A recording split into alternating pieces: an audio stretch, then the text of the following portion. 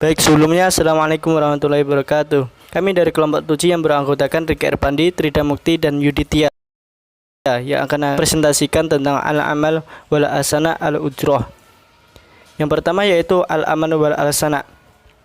Dalam Quran surat At-Taubah ayat 105 yang artinya, dan katakanlah bekerjalah kamu, maka Allah dan Rasulnya serta orang-orang mukmin akan melihat pekerjaanmu itu, dan kamu akan dikembalikan kepada Allah dan mengetahui apa yang gaib dan yang nyata, lalu diberitakannya kepada kamu apa yang telah kamu kerjakan. Kata kerja di dalam Al-Quran diungkap setidaknya melalui 4 kata, yaitu al-amal, al-sunu, al-fil, dan al-kasbu. Al-amal. Kata al-amal merupakan kata yang paling banyak disebut di dalam Al-Quran. Ditemukan kata al-amal dengan segala derivasinya, yaitu amal, amilun, amal, takmalun, yakmalun, dan lain sebagainya, disebut sebanyak 360 kali. Konsep amal adalah konsep yang amat luas. Kata ini juga dimaknakan dengan perbuatan dalam pengertian yang umum dan luas. Kendati demikian, Jalaluddin menyatakan kata amal pada umumnya berkenaan dengan persoalan-persoalan yang bersifat eskatologis atau keakhiratan. Baik, yang selanjutnya yaitu terma al-sunu dalam surat An-Naml ayat 88 yang artinya, dan kamu lihat gunung-gunung itu, kamu sangka dia tetap di tempatnya, padahal ia berjalan sebagai jalannya awan. Begitulah perbuatan Allah yang membuat dengan kokoh tiap-tiap sesuatu. Sesungguhnya Allah Maha mengetahui apa yang kamu kerjakan. Kata sunu'u dengan segala bentuk derivasinya di dalam Al-Quran yaitu isna, tasna'u, tasnaun, sun'ah, masani, dan lain sebagainya. Al-sunu di dalam Al-Quran mengandung arti perbuatan pelakunya terkadang Allah sendiri. Dalam Quran surat At-Taha ayat 41 dan Quran surat An-Naml ayat 88. Dan pada bagian lain, pelakunya manusia itu sendiri, sehubungan dengan manusia sebagai pelaku. Ada kalinya perbuatan itu baik dan terkadang bias juga perbuatan yang buruk. Kata fi'il berarti perbuatan dengan pelaku yang macam-macam. Sedangkan kata fi'il yang artinya perbuatan atau kegiatan mencakup perbuatan secara umum, baik itu perbuatan baik maupun perbuatan ma'ruf. Kata fi'il juga mengacu kepada perbuatan yang buruk atau negatif. Dalam artian ketika kita membicarakan soal fi'il, berarti mencakup seluruh aspek perbuatan, entah itu perbuatan baik atau perbuatan buruk, dan itu perbuatan negatif ataupun perbuatan positif. Nah, dari hal tersebut kita dianjurkan untuk bisa memilah dan memilih dari fi'il, entah itu dalam perbuatan baik ataupun perbuatan buruk, dan juga bisa dikatakan negatif ataupun dengan perbuatan positif. Dan selanjutnya adalah al-kasbu, yang mana kata al-kasbu dalam Al-Quran mengacu kepada perbuatan secara umum, perbuatan baik umum, perbuatan jelek umum, perbuatan baik tertentu, perbuatan jelek tertentu, perbuatan tentang harta dan rezeki. Dalam konteks tafsir ayat-ayat ekonomi, penulis hanya mengkaji konsep perbuatan manusia yang berhubungan dengan harta dan rezeki. Dalam artian, secara umum ini dikatakan perbuatan yang menonjol. Contoh di sini dikatakan bahwasanya perbuatan baik umum. Perbuatan baik umum ini tidak bisa diencamkan dalam suatu bentuk saja, akan tetapi ada beberapa aspek dan beberapa bentuk perbuatan baik yang mencakup perbuatan baik secara umum. Dan selanjutnya perbuatan jelek secara umum.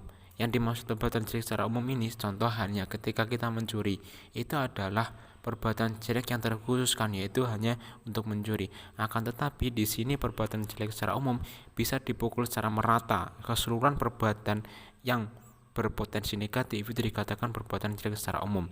Perbuatan baik tertentu juga kausalitas dari perbuatan jelek secara umum tersebut, yang mana tidak bisa dipandang secara satu pihak ataupun kecondongan sosial. Dan perbuatan jelek tertentu di sini adalah awal dari perbuatan jelek secara umum, yang mana yang saya contohkan tadi, mencuri itu adalah perbuatan jelek, itu dikatakan khusus ataupun tertentu karena kejelekan itu teruntuk hanya untuk orang-orang yang mencuri itu saja. Seperti itu untuk al-kasbu. Yang selanjutnya yaitu kontekstualisasi ekonomi Islam. Secara sederhana, kerja adalah melakukan sesuatu secara rinci. Kerja adalah penggunaan kekuatan fisik atau daya mental untuk melakukan sesuatu. Dalam kamus lain menyebutkan kerja ialah aktivitas yang merupakan usaha badan dan usaha akal yang digunakan untuk menghasilkan sesuatu lebih dari sekedar hiburan. Dalam kesimpulannya tentang kerja, menurut Asifuddin, yang pertama, kerja adalah aktivitas bertujuan dengan sendirinya dilakukan secara sengaja. Yang kedua, pengertian kerja konteks ekonomi Islam adalah untuk menyelenggarakan proses produksi. Dan yang ketiga yaitu mencangkup kerja bersifat fisik dan non-fisik atau kerja batin. Dan yang terakhir yaitu al-ujrah ataupun upah. Salah seorang dari wanita itu berkata, "Ya bapakku, ambillah ia sebagai orang yang bekerja atau pada kita, karena sesungguhnya orang yang paling baik yang kamu ambil untuk bekerja pada kita ialah orang yang kuat lagi dapat dipercaya." Quran Surat Al-Qasas ayat 26. Al-Isafahmi menuliskan bahwa al-ujuru bermakna apa yang diperoleh dari balasan suatu perbuatan baik yang bersifat duniawi ataupun ukhrawi. Balasan atau upah yang bersifat ukhrawi adalah ganjaran atau pahala yang diperoleh seseorang atas amal soleh yang ia kerjakan selama di dunia. Dalam pandangan syariat Islam, upah merupakan hak dari orang yang telah bekerja dan kewajiban bagi orang yang memekerjakan. Dalam konteks kajian ini, al-ajru yang dibahas dalam arti upah di dunia. Beberapa ayat yang berkenaan dengan al-ajru dalam konteks duniawi yaitu terdapat dalam Quran Surat Al-Qasas ayat 26. Dalam pandangan syariat Islam, upah adalah hak dari orang yang telah bekerja. Upah sesungguhnya adalah kompensasi atas jasa yang telah diberikan seseorang tenaga kerja. Perampasan terhadap upah adalah suatu perbuatan buruk yang akan mendapat ancaman siksa dari Allah Subhanahu wa taala. Berikut ini adalah pemaparan dari kelompok kami. Sekian dan terima kasih. Apabila ada kurang dan lebihnya, kami mohon maaf. Wallahu muwaffiq ila aqwamit thoriq. Wassalamualaikum warahmatullahi wabarakatuh.